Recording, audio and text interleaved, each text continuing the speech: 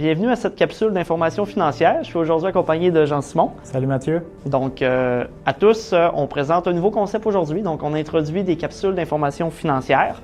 L'objectif de ces rencontres-là sont de rester connectés avec vous et vous partager de l'information financière et de l'actualité qui touche vos portefeuilles et notre travail. Donc, c'est des capsules qu'on veut faire 2 fois par année, soit une à ce point-ci avant la venue de l'été et une autre avant la venue de l'hiver. Donc, c'est une durée très courte, à peu près environ une dizaine de minutes, voire un peu moins, afin de focusser sur l'essentiel. Et je vous souhaite une belle première écoute. Donc, comme on va vous présenter au début de chaque capsule, on va vous faire un petit résumé là, de la performance des indices boursiers depuis le début de l'année.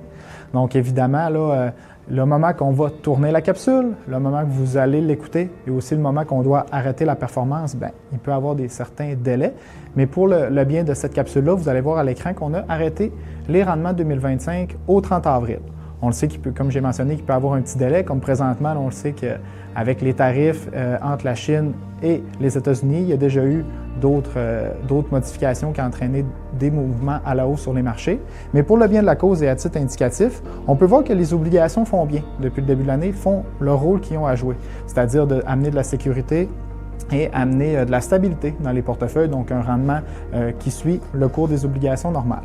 Ensuite, au niveau plus des actions, on voit qu'au niveau des actions canadiennes, rendement assez modéré, mais quand même positif depuis le début de l'année, et beaucoup de rendement quand même au niveau des actions internationales, donc au niveau de l'Europe, l'Océanie, le Moyen-Orient et aussi au niveau des marchés émergents. L'endroit où il y a un petit peu plus de difficultés depuis le début de l'année 2025, c'est au niveau des actions américaines. Donc, ça nous rappelle quand même tout le principe de diversification. On le sait que dans les dernières années, on a eu beaucoup de discussions à savoir que les gens voulaient rajouter beaucoup plus d'actions américaines, être surpondérés en actions américaines. Bien, présentement, depuis le début de l'année, c'est peut-être l'endroit qu'on souhaite être un petit peu moins être. Donc, finalement, ça nous permet de voir qu'avoir une bonne diversification au niveau des zones géographiques nous permet de tirer profit des secteurs qui vont bien, mais aussi de limiter les baisses, comme depuis le début de l'année, au niveau des actions américaines. C'est important de se rappeler que les rendements passés ne veulent pas nécessairement dire et prévenir qu'est-ce qui va se passer dans le futur. Donc, c'est vraiment 2 choses qui sont complètement distinctes. On ne peut pas faire une capsule d'information financière sans adresser la volatilité des marchés qu'il y a eu depuis le début de l'année, plus spécifiquement au niveau du mois de mars et d'avril. Cette volatilité qui s'est traduite par des hausses et des baisses importantes au niveau des marchés. Ce qu'il faut retenir là-dedans, c'est qu'on vous présente le graphique qui est juste ici. On voit certains points rouges qui représentent des événements géopolitiques très importants, de la même ampleur en fait que nous avons présentement. On y voit là-dedans le Brexit, le tsunami au Japon, la COVID-19 et même l'invasion de l'Ukraine par la Russie. Ce qu'on veut vous faire retenir, ou du moins retenir de ce tableau-là, c'est que ces événements ont créé, oui, des baisses de marché à très court terme, mais l'évolution de la courbe qu'on voit, qui représente les marchés financiers, les actions mondiales, est constante et on voit une hausse progressive sur le moyen et même le long terme surtout. Retenons dans tout ça que oui, il y aura toujours des événements géopolitiques qui vont pouvoir créer un petit peu d'incertitude, d'instabilité et qui vont permettre aux gens de peut-être même vouloir sortir leurs actifs ou du moins de ne pas investir. Par contre, de vouloir un petit peu synchroniser le marché de ces façons-là, on rate les rebonds à long terme et ce qu'il faut retenir, c'est d'avoir un portefeuille bien adressé selon nos situations et nos objectifs financiers, court, moyen et même long terme. Le court peut être aussi bien la protection du capital, le long terme peut être une progression de capital, mais quand on a des actions de qualité, un portefeuille bien diversifié, comme Jean-Simon a parlé plus longtemps, la progression sera constante. Mathieu vient nous parler d'un des bons comportements en finance qui est de rester investi dans le marché.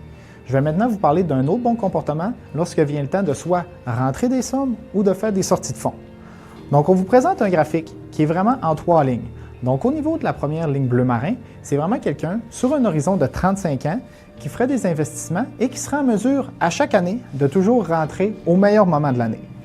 De l'autre côté, au niveau de la ligne rouge, ça serait quelqu'un qui ferait les mêmes investissements sur la même ligne du temps de 35 ans, mais qui, de son côté, serait beaucoup moins chanceux et ferait toujours un investissement au pire moment de l'année. On s'entend que c'est quand même 2 scénarios qui sont assez fictifs puisque c'est impossible sur une période de 35 ans de toujours super bien rentrer sur le marché au meilleur moment ou au contraire de ne vraiment pas être chanceux et de rentrer toujours au pire moment. La ligne qu'on veut porter en face dessus, c'est vraiment au niveau de la ligne grise. C'est quelqu'un, sur cette même période de 35 ans, qui ferait des investissements périodiques à tous les mois. On peut voir que le rendement est vraiment très bon au bout des 35 ans et c'est quelqu'un qui ne viendrait pas profiter de mauvais moments sur le marché ou investir une grosse somme à un moment qui ne serait pas opportun de rentrer sur les marchés.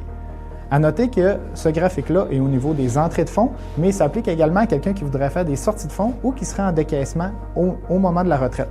C'est toujours avantageux de répartir et d'étendre sa sortie de fonds plutôt que de faire une grosse sortie à un moment qui, on ne sait pas, pourrait être un bon ou un mauvais moment sur le marché.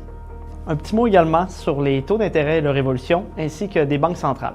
Les banques centrales ont deux principaux mandats. Il faut savoir que d'un côté, ils s'occupent de contrôler l'évolution des prix, soit la fameuse inflation, et de l'autre côté, stimuler et maintenir un développement économique.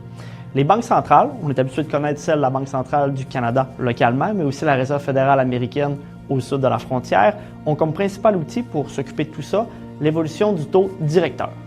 Le graphique qu'on vous présente est l'évolution justement du taux directeur dans les deux pays, dans les derniers mois, voire dernières années. Ce qu'on peut constater dans ce graphique-là, c'est que premièrement, nous demeurons dans un contexte de taux d'intérêt assez élevé si on regarde l'historique des dernières années. Autre élément qu'on peut constater, le Canada a commencé de façon plus agressive à baisser les taux comparativement aux États-Unis qui demeurent encore plus élevés. Dans les deux cas, la ligne en pointillé représente un petit peu les attentes de mouvements de taux qui représentent encore des baisses dans le futur. Ces baisses de taux-là peuvent vouloir dire une stimulation de l'économie et de l'autre côté, peuvent aussi être bénéfiques pour un portefeuille obligataire à très court terme puisqu'on peut bénéficier d'un gain. L'enjeu que les banques centrales auront, c'est de juguler un petit peu leurs deux mandats que je vous ai dit au départ, soit pallier un petit peu aux éléments inflationnistes qui sont causés par la guerre tarifaire, je devrais dire plutôt, et de l'autre côté, s'il y a un ralentissement économique, vouloir baisser les taux justement pour stimuler le tout. Nous restons à l'affût dans vos portefeuilles et regardons le tout. La prochaine décision de la Banque centrale canadienne, qui aura un effet sur les taux d'intérêt un peu partout dans les institutions, sera le 4 juin prochain. Pour terminer, un petit dernier point là, au niveau des ressources humaines. Donc, on profite de la capsule pour vous annoncer qu'au cours des dernières semaines, notre associé principal, Joanne, a pris sa retraite après une belle carrière de 38 ans à la financière. Donc, on la remercie beaucoup pour tout ce qu'elle a fait pour notre équipe et on lui souhaite une très belle retraite. Et qu'est-ce qui dit départ dit aussi arrivée. Donc, on vous présente là, nos deux nouvelles arrivées, nos deux nouvelles adjointes. Donc, Mélanie qui est avec nous là, depuis environ 3 mois et aussi Elisabeth qui s'est jointe à notre équipe là, à la fin de son parcours universitaire à l'UQAC en finance. Donc, bienvenue et vous aurez assurément la chance de leur parler là, au cours de vos prochaines interactions avec notre équipe. Donc, en conclusion, merci beaucoup d'avoir été à l'écoute. Donc, on espère que cette capsule là, sera agréable à regarder pour vous et qui sera informative et pourra vous aider pour vos bons comportements en finance. Sachez que malgré toute la volatilité qu'on a parlé et qu'on a connue au cours des derniers mois, vos portefeuilles ont très bien réagi. Les portefeuilles sont très solides, mais si jamais vous avez quand même des inquiétudes et des questions pour nous, bien, vous sachez qu'on est toujours disponible et que ça nous fera un plaisir d'en discuter avec vous. Donc, on vous souhaite un très bel été. On se revoit à l'automne et un beau bye-bye à tous. Bye-bye.